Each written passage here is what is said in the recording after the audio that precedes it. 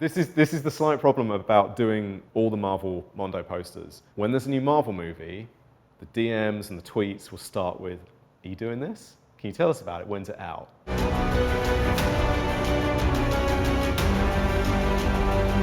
Okay, so my route to doing Marvel posters for Mondo was kind of unexpected. Basically, Mondo had asked me to do some work for another franchise, which I'm not sure, Mondo have never actually done any work for it, so I'm not sure whether I can say what it was.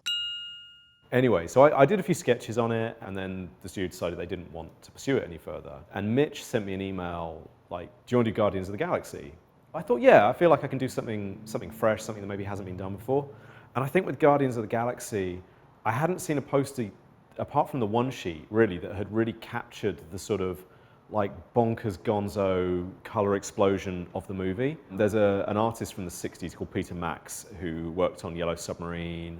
He did this little tiny square painting that's like this big, and it's got like a star and an orange like moon, and then some kind of wavy blue and purple shapes behind it, which is basically my Guardians poster. That's the thing, like whenever you see something and think, that looks inspired by such and such, it probably is, and like we're pretty open about it. So yeah, it was a good start, and it was fun, and I didn't really think I was going to do any other Marvel posters after that, but then they carried on.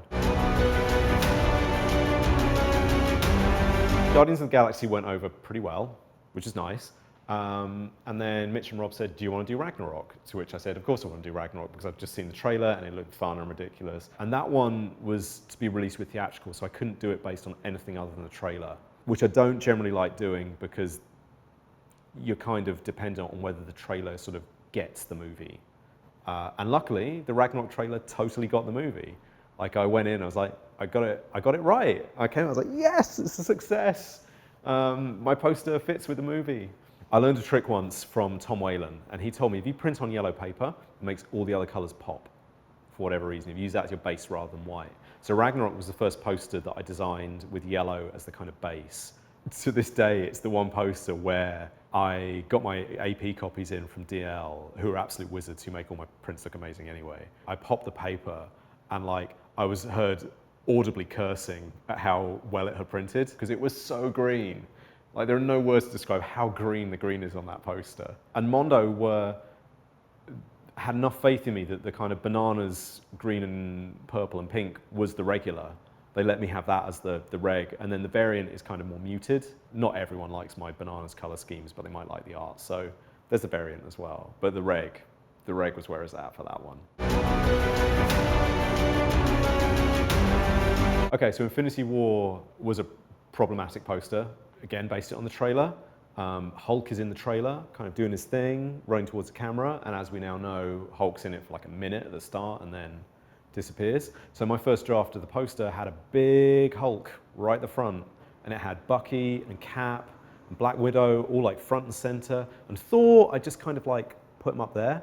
And then I went to see Infinity War on day of release, and I had a pretty miserable experience because I came out of it and my first thought was, well, I guess I'm gonna have to redraw that poster now because it's completely wrong. And surprise, surprise, when feedback came in from Marvel, I had to redraw the poster because it was completely wrong, which in the end worked out for the best, because the finished piece I'm super happy with.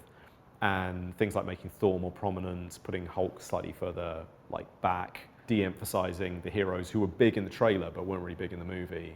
It worked to like the benefit of the overall piece. And I mean, Infinity War had the most bananas release ever, because it was at San Diego and the Mondo booth got mobbed, and I was trying to do a signing in the middle of it, and there were people everywhere.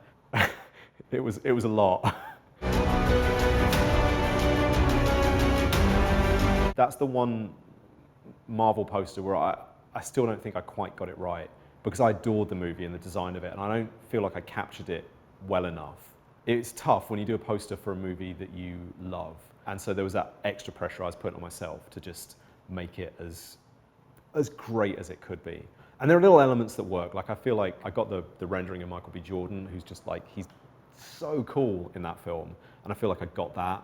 But I wanted to incorporate more of the kind of wildlife of Wakanda in there, and I really wanted to have like an actual panther prominent in it. I'm too hard on myself, so you know, it makes it sound like I'm putting the poster down. I'm glad everyone else likes it, but for me, it was a tough one.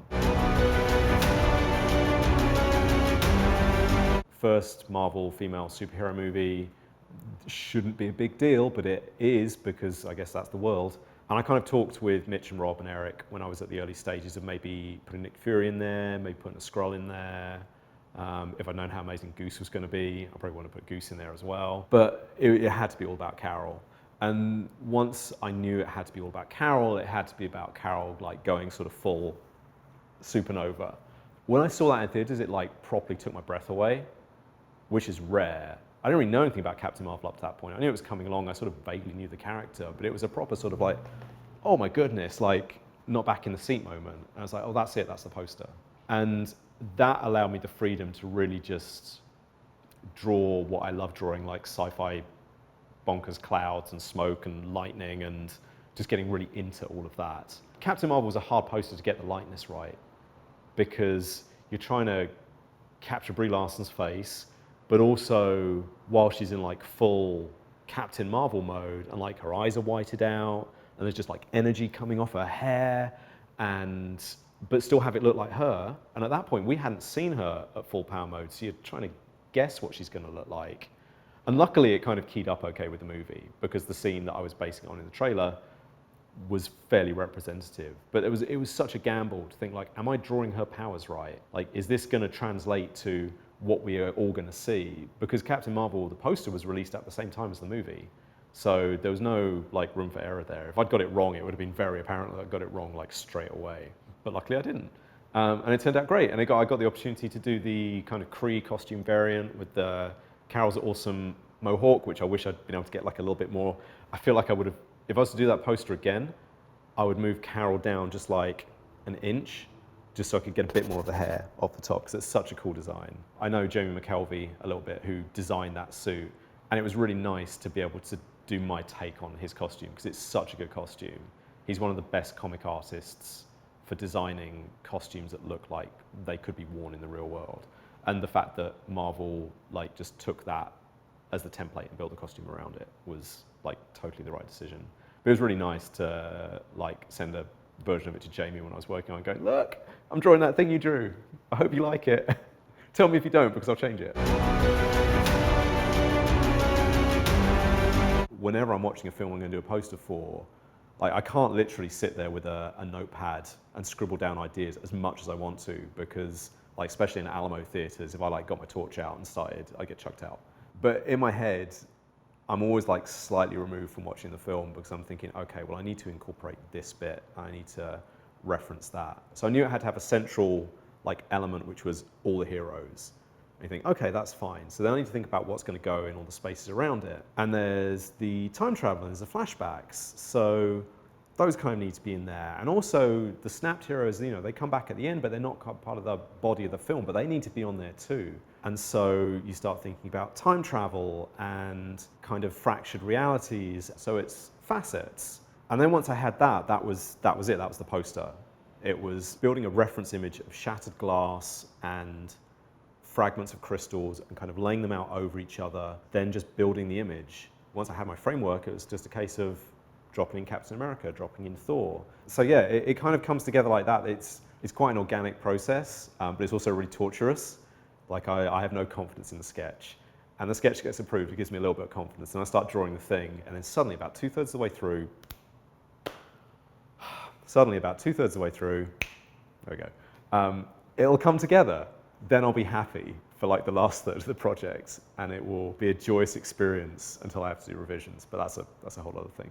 As an artist, it's always a battle trying to get like what's up here down on the paper, and I feel like every single Marvel poster I do is like an incremental step closer to realizing that kind of perfect form of a movie poster.